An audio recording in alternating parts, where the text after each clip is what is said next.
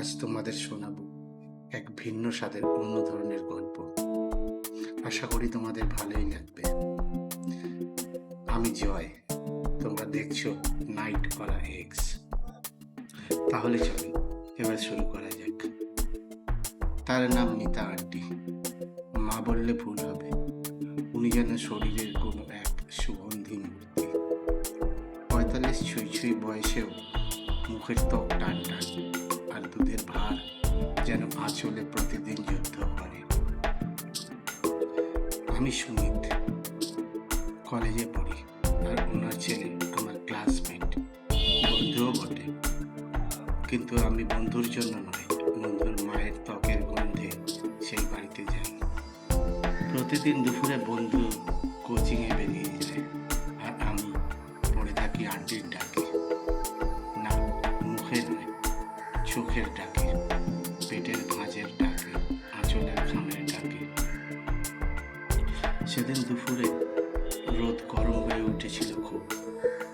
ছেলে বাইরে, আর আমি বই পড়ার হাতে, আর মিতা আন্টি একা তাঁতের শাড়ি হাঁটু অব্দি উঠেছে, পা ভেজা, গা ঘামে টইটুকু, পেটের চামড়া নরম, ঘামে চকচক করছে।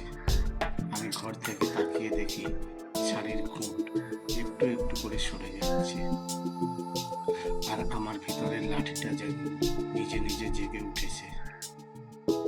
সুমিত, একটু জল দে তো। আন্টির গলা যেন ঘুমের ভেতরে বাজানো মৃদু বাঁশি। হাত ধরে দিলাম গ্লাস। ওনার আঙুল ঠান্ডা, কিন্তু চোখ গরম। তোর মা কি কখনো বলেছে মেয়েদের শরীরের কোথায় সবচেয়ে বেশি ঘাম জমে? আমি চমকে গেলাম। না তো আন্টি। এই যে দেখ। উনি নিজের পেটের কাছে থেকে আঁচলটা সরিয়ে বললেন, এই জায়গাটায়, আর এই। উনি থেমে গেলেন। দুধের নিচে একটা ভাঁজ, ঘামে ভেজা, এক ফোঁটা ঘাম গড়িয়ে পড়ে নিচের দিকে। আমার চোখ আটকে যায়, আমার নিঃশ্বাস জোরে ওঠানামা করতে থাকে। আমি ধীরে ধীরে আন্টির হাতটা ধরলাম।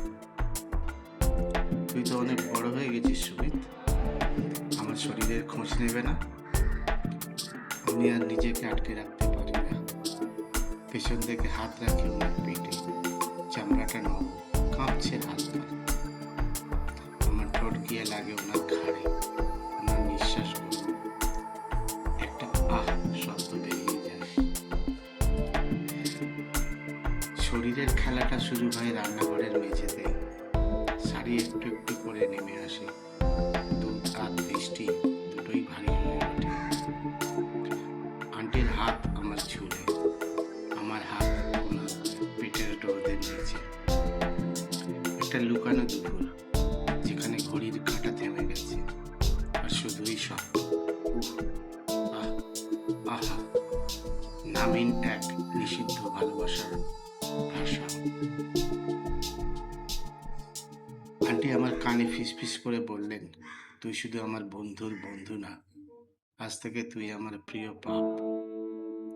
ঘরে কেউ নেই, দরজাটা খোলা ছিল হালকা, কিন্তু মন দরজাটা বহু আগেই খুলে গিয়েছিল।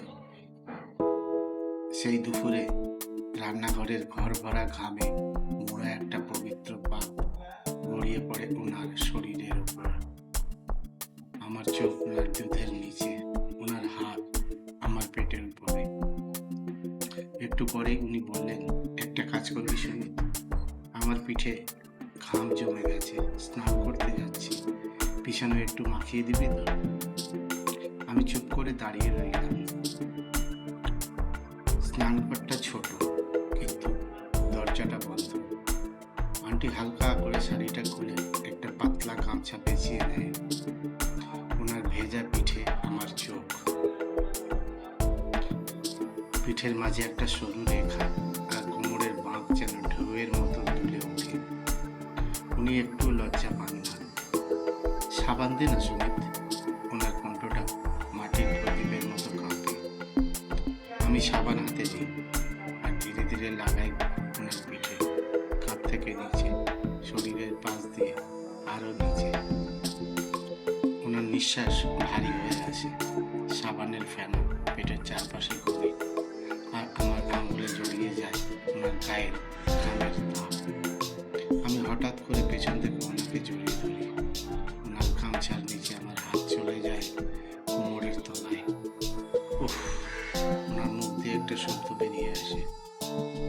স্নানঘরের দেওয়ালে যেন লাল হয়ে ওঠে ইচ্ছের ছায়া। সেদিন রাতে বন্ধু বাইরে থেকে ফিরল না। আমি থেকে গেলাম ওনাদের বাড়িতে, ওনার কথাতে। রাত 11টার সময় আমি বিছানায় শুয়ে আছি। হঠাৎ দরজার নিচে আলো পড়ে। মিতা আন্টি এসে দাঁড়িয়েছে, হাত ভর্তি মিষ্টির পাত্র আর চোখে এক অন্য আলো। সুমিত, মিষ্টি খাস? আমি জানতাম মিষ্টি মানে শুধু রসগোল্লা না।